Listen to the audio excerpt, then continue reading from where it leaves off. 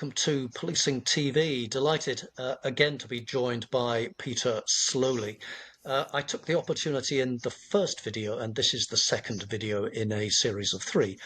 Took the opportunity in the first video to provide a more detailed introduction to Peter's fascinating career, beginning as a professional soccer player. And I do commend that first video to you. But Peter, I'm not going to run through that again. Instead, what we're going to focus on in this second video is your move from being Deputy Chief of Police at the Toronto Police Service and to your joining Deloitte, ultimately becoming a partner in their security and justice practice in Deloitte, Canada, and then moving from there to become Chief of Police in the Ottawa Police Service. So the first question rather invites itself, which is to ask you to tell us a little bit about the move from Deputy Chief to to becoming a Deloitte member of staff. How did that come about, and how did it feel? Well, it's a long story, and I know we're sort of tight on time, so I'll try to be brief. In the year before I joined Deloitte in 2016, there was a chief of police competition in Toronto, and I was one of the front runners who had applied. I wasn't successful, and as often happens when there's a new regime, people have different places within that regime. It was clear to me that I would have a diminished role. And there's nothing wrong with that. That is just the reality. But for me, I felt I was at the height of my powers. I had a knowledge and skill and aptitude that I wanted to have a bigger impact than would have necessarily been allowed in the next few years. And so I decided to step out into another experience, another career. I'd prepared myself for this almost 10 years before by doing my master's in business administration, my MBA, thinking that at some point at the end of my policing career, I'd go into the private sector and test myself there. So this was a natural trajectory, not necessarily the timing I had thought, but it was a natural trajectory into the private sector. I was recruited by a number of firms, but I thought Deloitte held out the opportunity. As you mentioned before, while I was out of policing, I was still in policing, just from a different perspective. And so I became the national leader for Deloitte for its security, justice, and military practice. Although the focus was on justice, policing, courts, and corrections, we did provide supports for national security agencies and other ministries that looked after that. It was fascinating. It was, on the one side, I had been a deputy chief who would procure millions of dollars of contracts for consultants to come in and build our records management system and modernize our overall service posture. And now I was a service provider applying for those contracts and delivering them. It allowed me to go from being the thinker and the doer and the one responsible for all of these activities inside, and now on the outside, working with a counterpart who had that responsibility and helping him or her to be successful, not just in procuring the services, but in delivering on the expectations around that. And I found it fascinating. I worked across the country. I had international work. I did work in the United States, in the UAE, in the UK, as far away as in India. So again, like my peacekeeping opportunity, it allowed me to travel far and wide across the country, around the world, and pick up best practices from cybersecurity to national security to neighborhood policing to AI in policing, all of which helped me to be a better professional. And when I went back into policing later on, helped me to be a better police chief as well. Let's just backtrack a little here, because what I'd like to do is just focus for the moment before we come into how it developed you as if I may describe it as this, a more complete policing professional. Just the transition that you made from being deputy chief of police, you left, and then you chose to join Deloitte. Did you have any help in making that transition, identifying Deloitte as the partner? And the reason I ask here is many in policing, in my experience, can feel that they have experience that's relevant only to policing, Hmm. to the public sector policing. And so I'm interested in your reflections on that time. What made it challenging? What made it perhaps a little easier? And what differences were there that either you were expecting or weren't expecting? Yeah. Again, that might be useful to others that are about to go through a similar transition, or maybe even in the middle of such a transition. Yeah, absolutely. Career transitions, and I've had 4 or 5 of them, are extremely difficult. On the positive side, I'll just say two things. The MBA, the Master's in Business Administration, I started it in 1998. I completed it with a year away for peacekeeping, but I completed it in 2004. It was in class, so it wasn't one of these executive MBAs that you do online. I actually had to manage a full-time job and do my MBA. I think just learning modern techniques around accounting, financial management, human resources, labor relations, it really made me a more, as you talked about, a more complete police professional and a more complete professional. So while I was doing the education, I was actually applying the lessons learned directly into my job as a police officer. So it wasn't this theoretical bubble I was living in for 4 years. I was working during the day, studying at night, coming back into work and using the theory in the real world and getting confidence in it. So that education experience, that practical application experience made the transition into private sector or any other sector far more viable for me. On the negative side, I went from being a deputy chief in charge of 4,000 police officers and having a personal staff of about 15 to 20 people at my beck and call to showing up and being handed, a brand new phone and a new laptop and saying, "Welcome to Deloitte. You're a partner. There's the market out there in Canada, the second largest landmass in the world. Go out and get some business for us."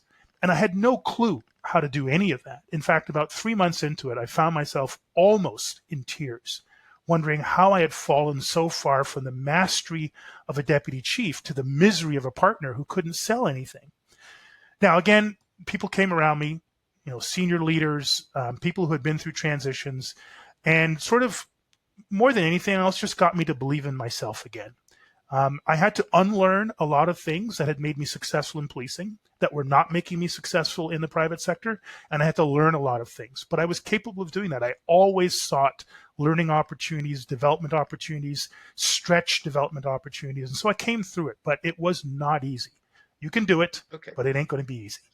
So I'm going to draw at least two elements from that, and I apologize for smiling at that because it doesn't sound like it was an experience that made you smile particularly at the time. So I am going to point to your developing your skills, knowledge, and network earlier on in your policing career through your MBA program. So for those that are uh, what might be middle of their service in policing, um, you can prepare for the time at which you leave policing, and many who do leave policing actually have the potential for an active career time beyond the time that they are serving police officers. So preparation early is important, and also what I'm picking up here, Peter, is the shock of differences in culture, where you drew on again and video one refers to some of this. You drew again on your network of friends, family, those that you trusted in policing to give you the energy and strength to re energize yourself for the process of getting out there in a different way. And I don't want this to sound too commercial, although it perhaps needs to be.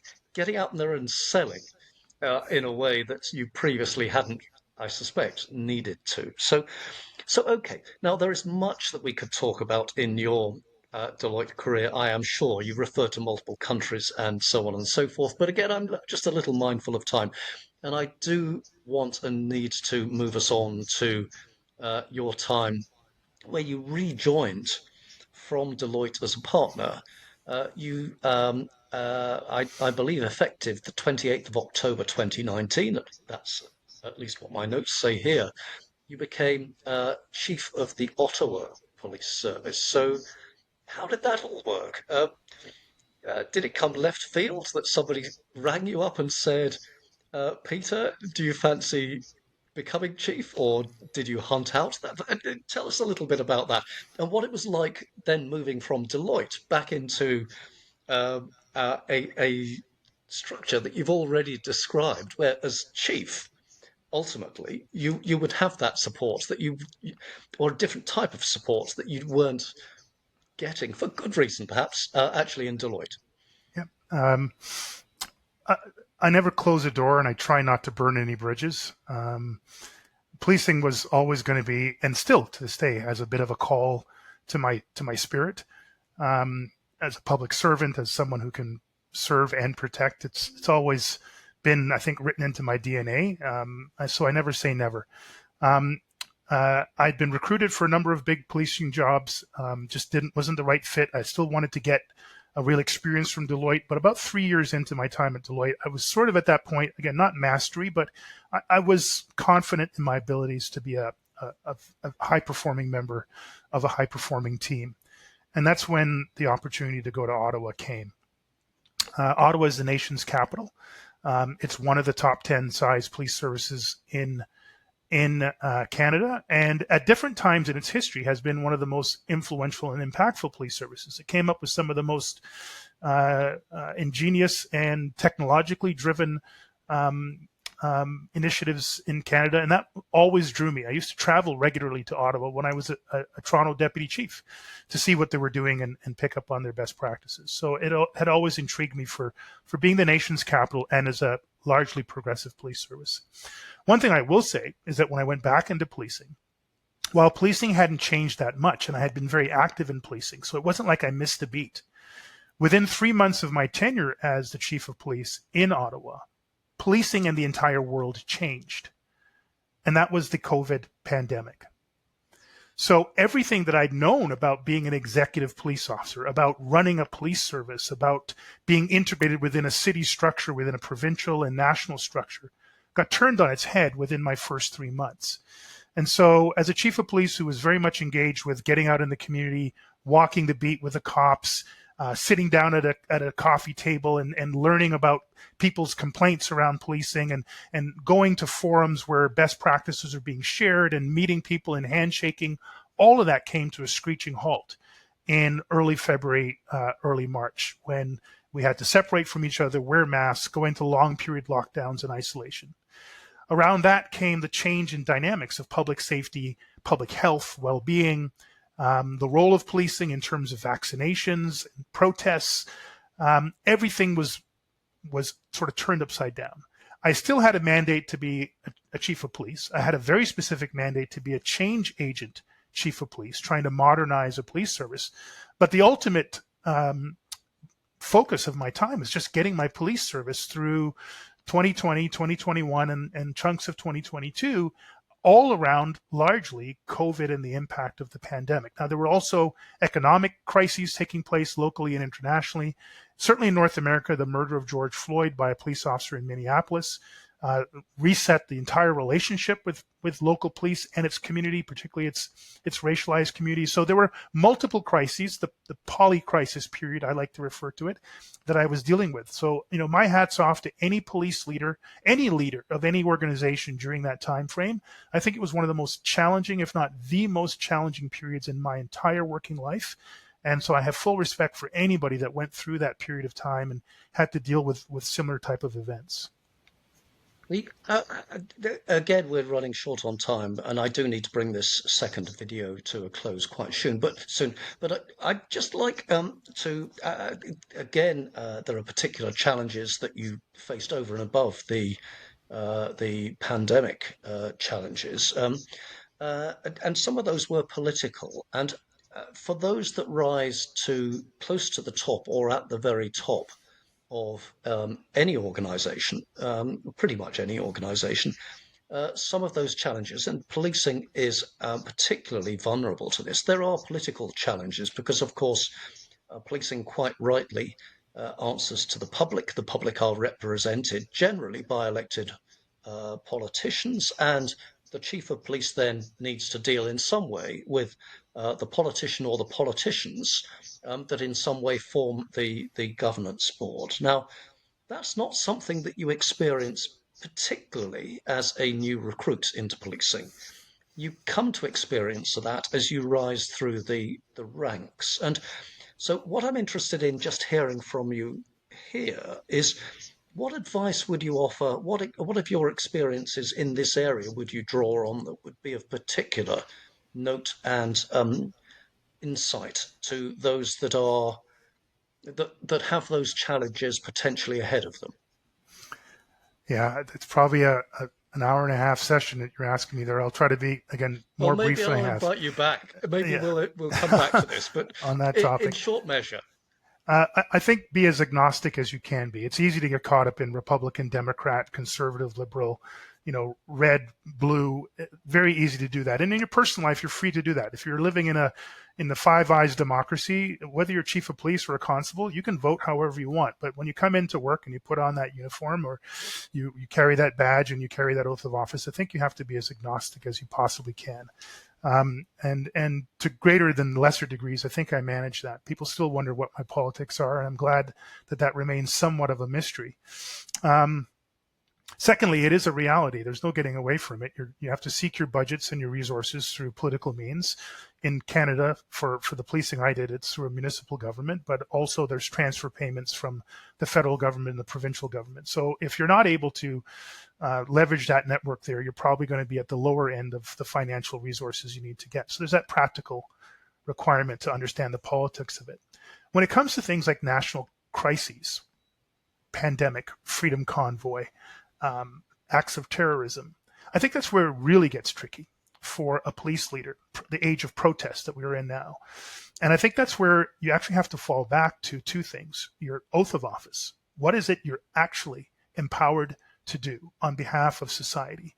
And yes, relationships with politicians and the resource acquisition through the political processes and the representation that politicians have in regards to local politicians are all critically important. But ultimately, policing is singularly one of the most important institutions in any democracy. And I think at that point, when the politics is really buffeting you, you need to be laser focused on what your oath of office requires you to do.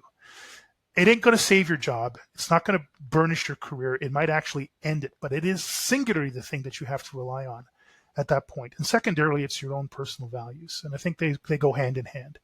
Who you are as a person helps to shape how laser focused you can be on your oath of office and resist the temptations or the demands of politicians to side with them on some particular issue. And for good and bad, for success and frustration, that's how I operated. Peter, fascinating second video. Thank you so much for your thoughts here. We're going to move on to a third video in a moment or two. A reminder to our audience again, please do subscribe if you're watching on YouTube, do comment and do watch on into the third video where Peter and I, or rather I'm going to be hearing from Peter on what he's doing these days and what it is that he sees as some of the challenges and opportunities in policing over the coming years, and maybe how he'd like to see himself engaging in and addressing some of those particular challenges, contributing to those opportunities. So, Peter Sloly, thank you for the time being. Thank you so much, Bernard. Appreciate it.